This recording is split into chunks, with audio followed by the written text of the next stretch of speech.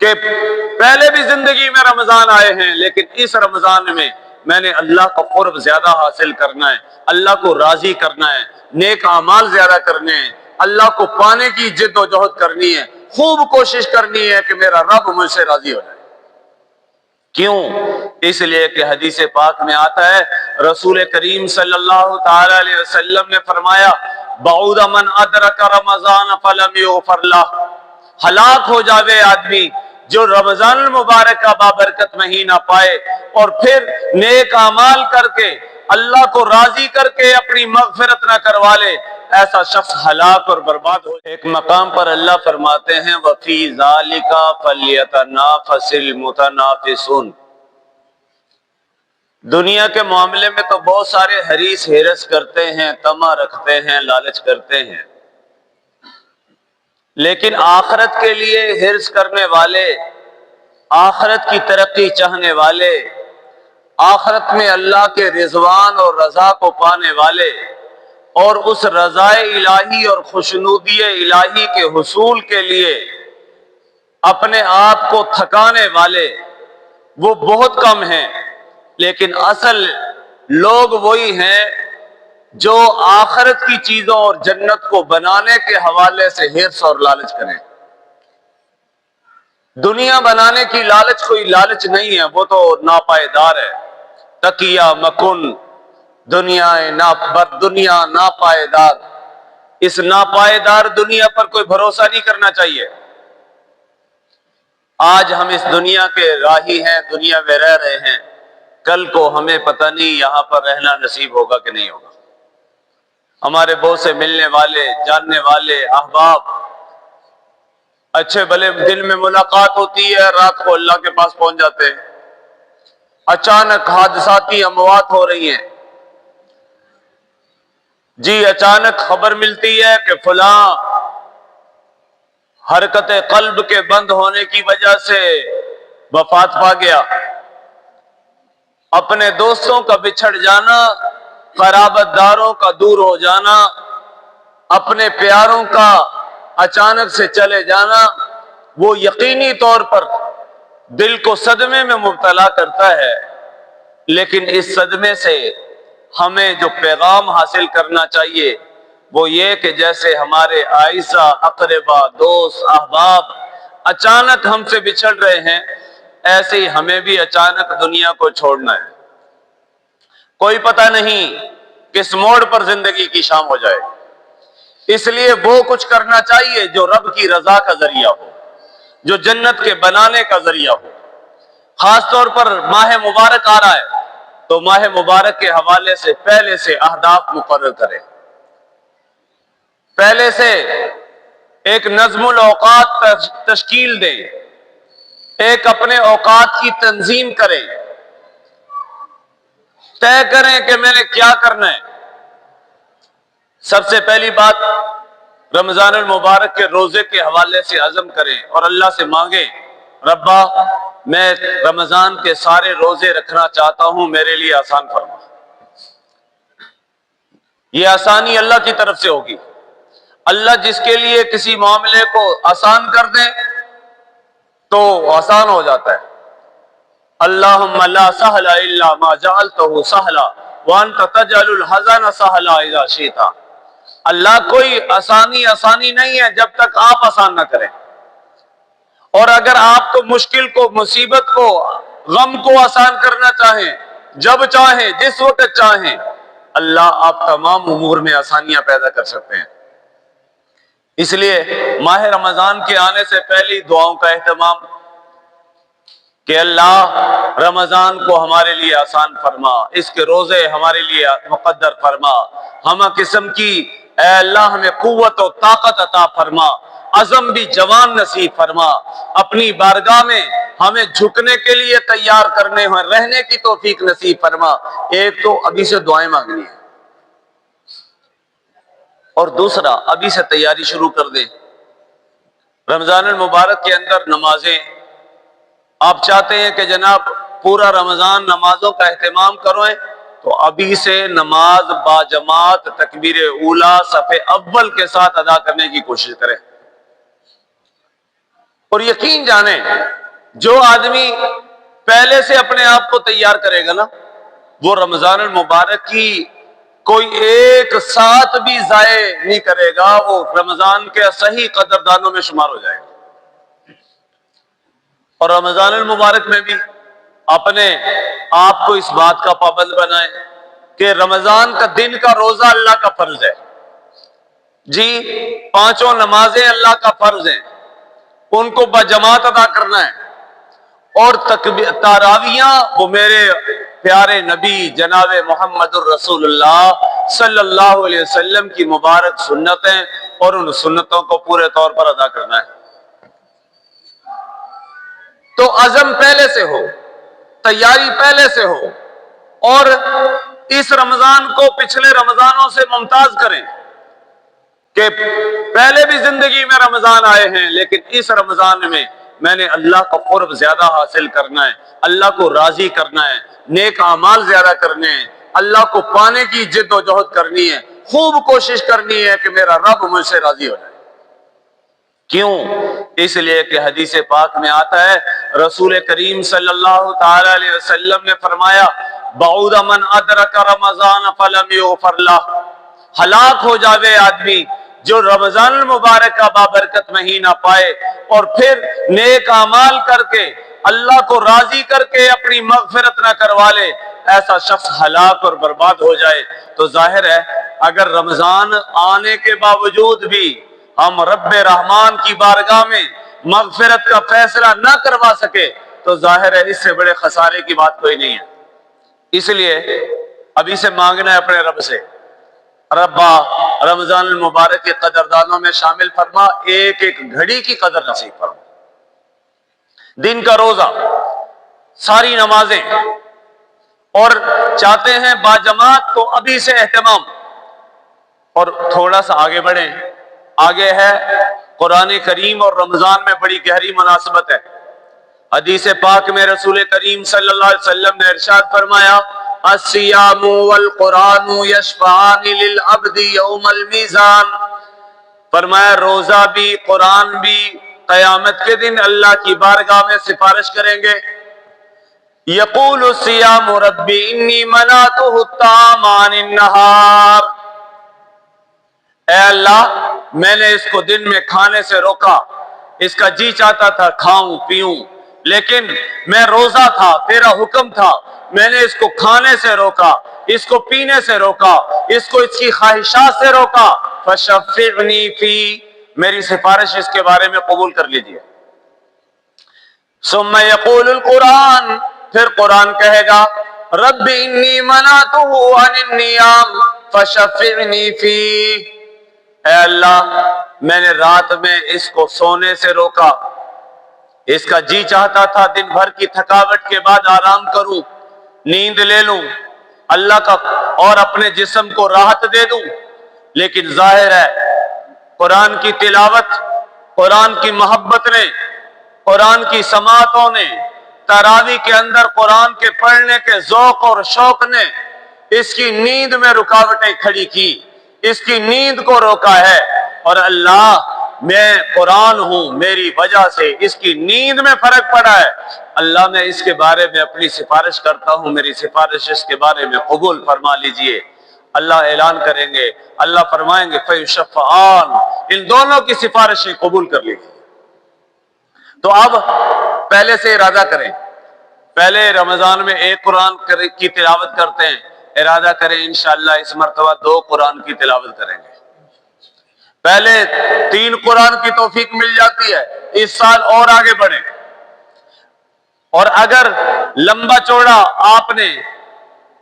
تلاوت کے حوالے سے، باقی چیزوں کے حوالے سے رفتار کوئی ٹھیک نہیں ہے تو وقت مقرر کر لیں۔ پہلے اگر آدھا گھنٹہ قرآن کو کھولتا تھا تو اس مرتبہ 1 گھنٹہ روزانہ کی بنیاد پر قرآن کو کھولوں گا۔ اور میں عرض کیا کرتا ہوں اپنے دوستوں سے، قرآن کا صرف پڑھنا ہی عبادت نہیں ہے، قرآن کو دیکھنا بھی عبادت ہے۔ امام ابن عابدین شامی رحمہ اللہ نے لکھا، النظر الی المصحف عبادہ،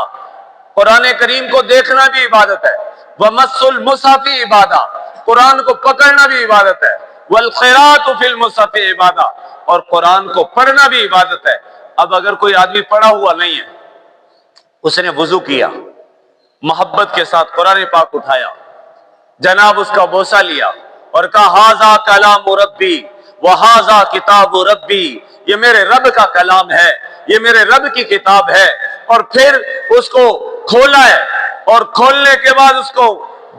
پکڑا ہے، اور ظاہر ہے اس کو دیکھنا شروع کر دیا ہے، تو اس کو دو عبادتوں کا ثواب پھر بھی مل رہا ہے۔ اس کو دیکھنے کا بھی ثواب مل رہا ہے،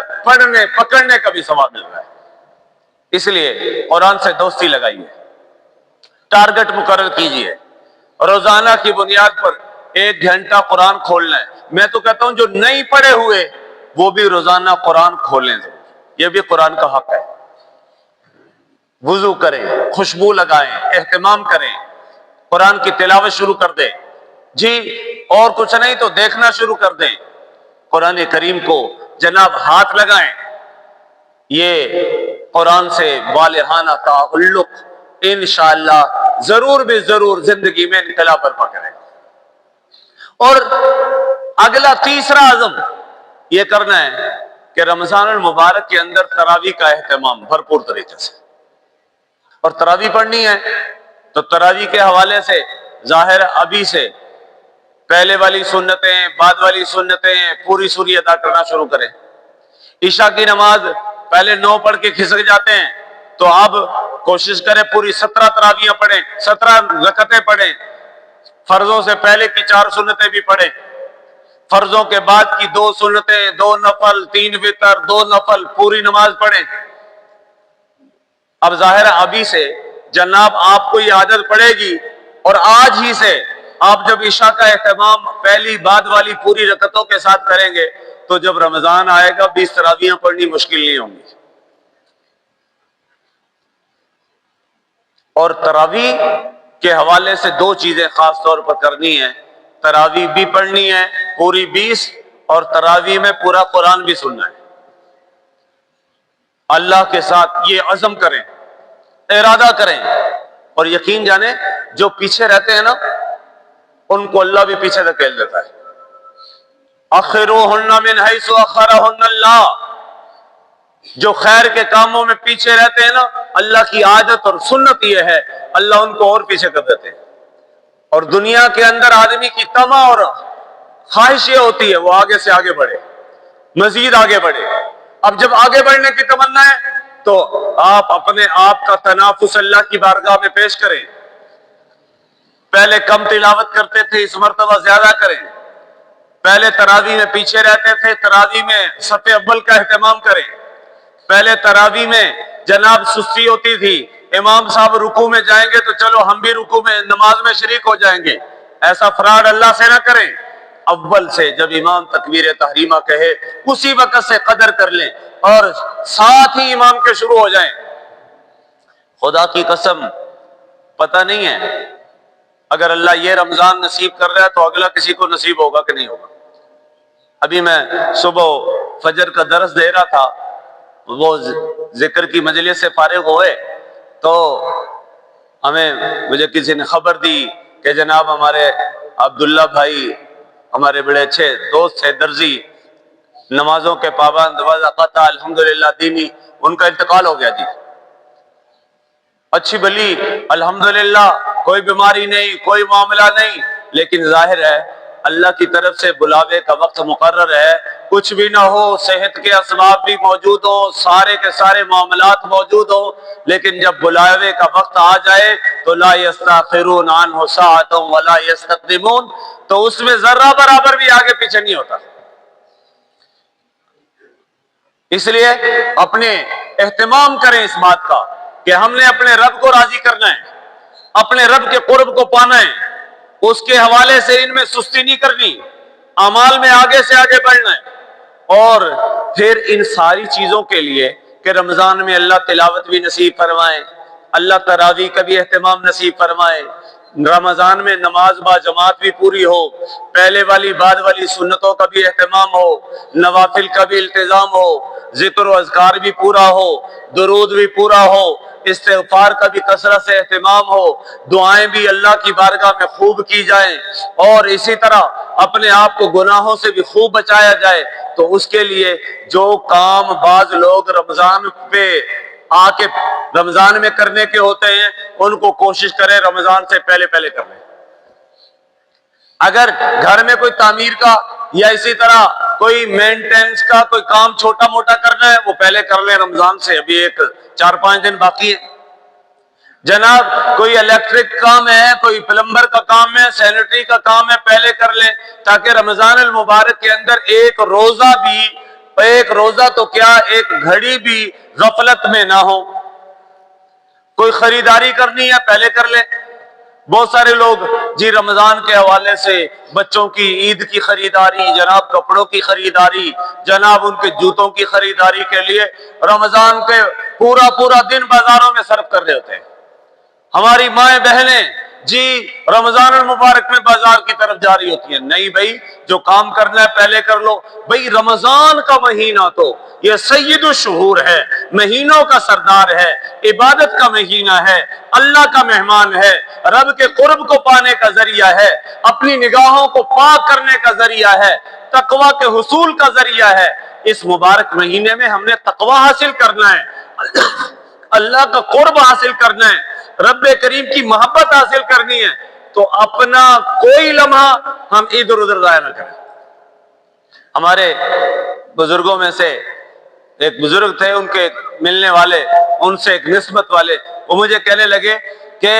جی میں تو رمضان المبارک سے 1 ہفتہ پہلے اپنے سارے رمضان بھر کی، مہینہ بھر کی مصروفیتوں سے فارغ ہو جاتا ہوں۔ گھر والوں نے اگر کپڑے لینے ہیں تو ان کو لے کے پہلے ہی ایک دن گئے، کپڑے بھی لے لیے۔ ان کو کہا کہ درزی کے پاس جانا ہے تو پہلے سے اپنے معاملات سارے کے سارے درزی کے پاس بھی چلے گئے۔ جناب ان کو جوتے لے کے دینے ہیں، وہ دے دیے۔ جناب رمضان المبارک میں جو گھر کے کام کاج کے حوالے سے ایسے سودے ہیں کہ جناب جو خراب نہیں ہوتے، جناب گھی ہے، مرچیں ہیں، دالیں ہیں، بیسن ہے، ادھر ادھر کی چیزیں ہیں۔ اب ظاہر ہے یہ تو مہینے بھر کی اکٹھی لی جا سکتی ہیں، وہ کہتے ہیں وہ پہلے اکٹھی لے لی۔ ٹھیک ہے، جو چیزیں روزانہ کی بنیاد پر فساد کو قبول کرتی ہیں، خراب ہو جاتی ہیں، ان کے حوالے سے وہ تو ویسے 2 4 5 7 منٹ لگتے ہیں اس پہ، لیکن کہتے ہیں میں اپنے پورے رمضان کے اندر حوالے سے اپنا شیڈول دیکھتا ہوں اور رمضان سے 1 ہفتہ پہلے اپنے سارے کاموں سے فارغ ہو جاتا ہوں۔ پھر کیا ہے؟ پھر تو کہتے ہیں جی چاہتا ہے بس اللہ کا مہمان رمضان ہو، اس کی بہاریں ہوں، کبھی ہم تلاوت میں لگے ہوئے ہوں، کبھی ہم ذکر میں لگے ہوئے ہوں، ادھر سے درود پاک کی صدائیں گونج رہی ہوں، ادھر سے استغفار رب کی بارگاہ میں پیش کیا جا رہا ہو، ادھر سے نوافل میں اہتمام ہو۔ کہا میں روزانہ کی بنیاد پر رمضان المبارک میں صلاۃ التسبیح کا اہتمام کرتا ہوں۔ اور صلاۃ التسبیح یقین جانو حضور نے حضرت عباس اپنے چچا کو کہا تھا، چچا جان ایک تحفہ دوں، ہدیہ دوں، گفٹ پیش کروں؟